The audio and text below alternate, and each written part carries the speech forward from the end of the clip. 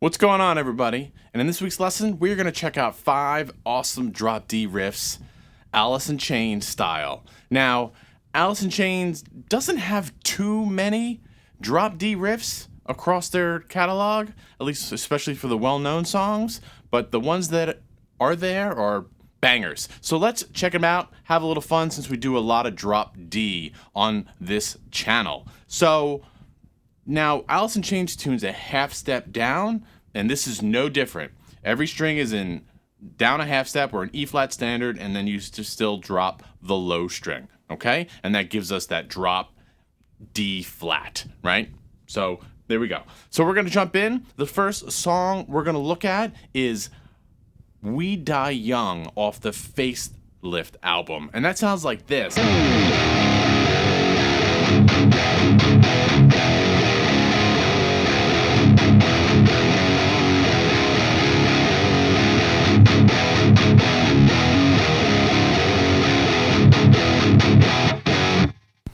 Awesome riff, love that. And even the rest of the song is a ton of fun, right? You have the whole verse riff, he's got that.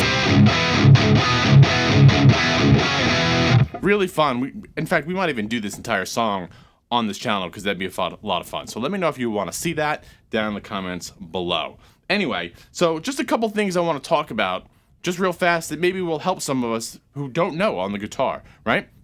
This riff centers around chords on 2, 3, and 5. All right, those frets on the low string. Now, when we put together 0, 2, 3, 5, you get the first couple notes of the minor scale.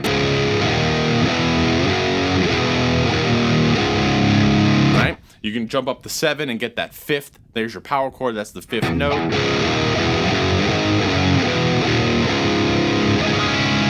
Right? And that is a D minor scale. So, these notes are not random. He's purposefully choosing them, right? And so the riff starts out on 2, 5, and 3 with some chugs.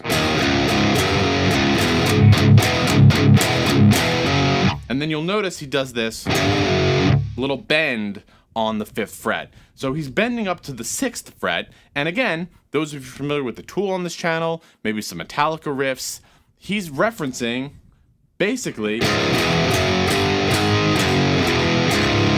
pentatonic minor with the blue note thrown in there, right? Essentially the blues scale. So again, these bends are not random. He's purposefully choosing them and playing D minor blues. Cantrell's mixes a lot of blues in his playing, and this is no different. Awesome riff. Next, Them Bones, probably one of the more popular ones, more familiar, that everybody knows, right? And that sounds like this.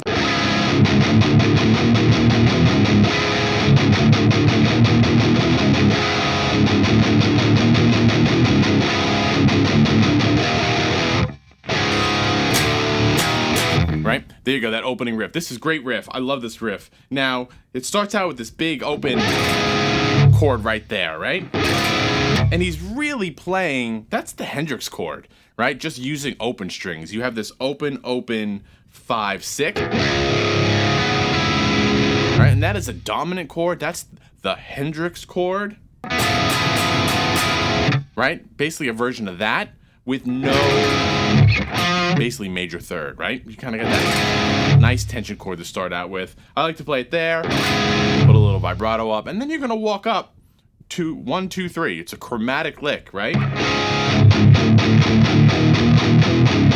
Like that. 1, 2, 3, open. Chromatic. What makes this a little tricky, it's in 7, 8, right? So check out the tabs and count your way through it. It's not in 4, so just watch out for that, all right? You don't really need to know that to feel and play the riff, but it's always good. Stick that in your pocket. I know a riff in 7, 8. Look at that, right? And there you go. And then he follows that up with the verse, and it's really just the 0, 1, 2, 3 chords, but big power chords.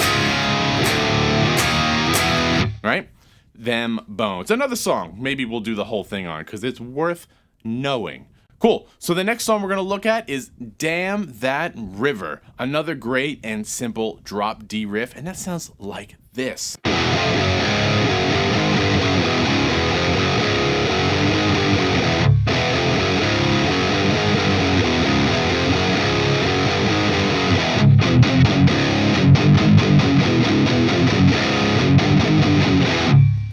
awesome riff. Now, like the first riff that we looked at, kind of used D minor blues.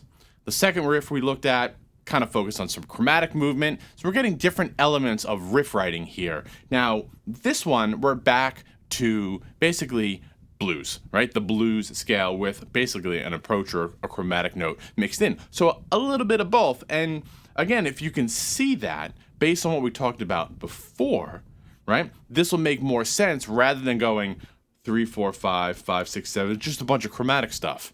It's really not, right? So this riff goes 3, 4, 5, 5, 6, 7.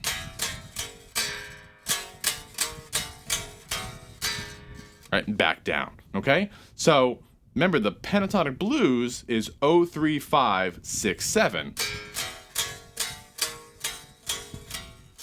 All right, so that fourth note is just a chromatic approach note in that riff, right? And it works well, and you can play with your fingers, and we also mix in some palm muting, right? It's a nice variation of the riff, right? We have loud, open, and then we put in the palm mute chugs, and that creates variation. Then he layers a secondary guitar part on that, which is also pretty cool. All right, moving on. More fun drop D riffs from the man Jerry Cantrell. He's awesome. So let's check out Rain When I Die, right? These might be a little simpler compared to the other ones. The other ones might have been like a little bit longer, some other riffs connected to them. This one is just a simple riff with a small or a slight variation at the back end of it, right? And he's got the wah pedal going on this. I'm not doing that, but we could still play it.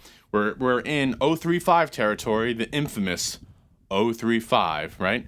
Go check out this video, have some fun with it. And that sounds like this.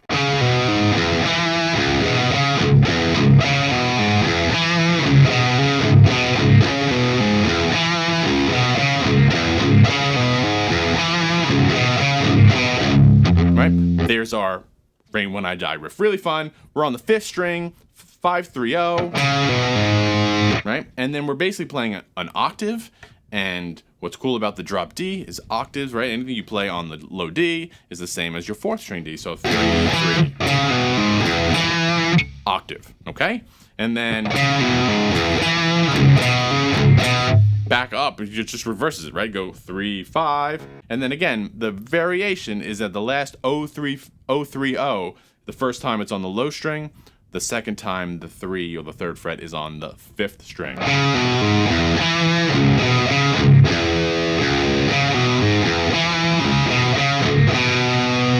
Right? And there you go. Rain When I Die. Now let's jump a little forward. A lot of these riffs have been classic Alice in Chains, right?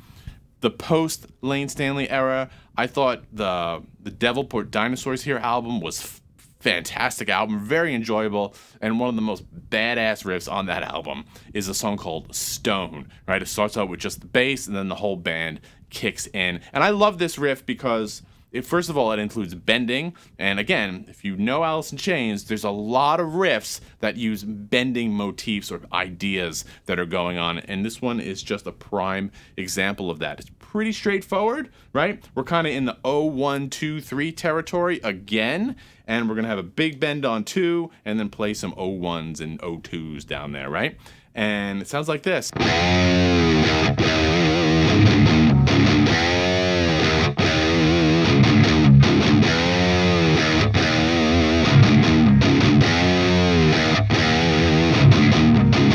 Right? And again, I love this one because it's a powerful riff, it's a simple riff. And and Alice in Chains is known for this. Cantrell is just a great songwriter, and they can take just a simple idea like this and then turn it into just an outstanding song, right? Vocal harmonies, guitar harmonies going on. And that's what I love. So I think when they play this, he's actually bending on the 3rd fret, but I like to just bend the 2nd fret a little further, right? I think we're bending it up a whole step so it sounds like 5. And it's, for me, I have more control over the bend from 2 for whatever reason. I'm not going to fight it. I run with it. That's how I do it. And then so we have the big bend. Come back down, 2-2, give it a little wiggle, a little vibrato, 0-1-2, 0-1.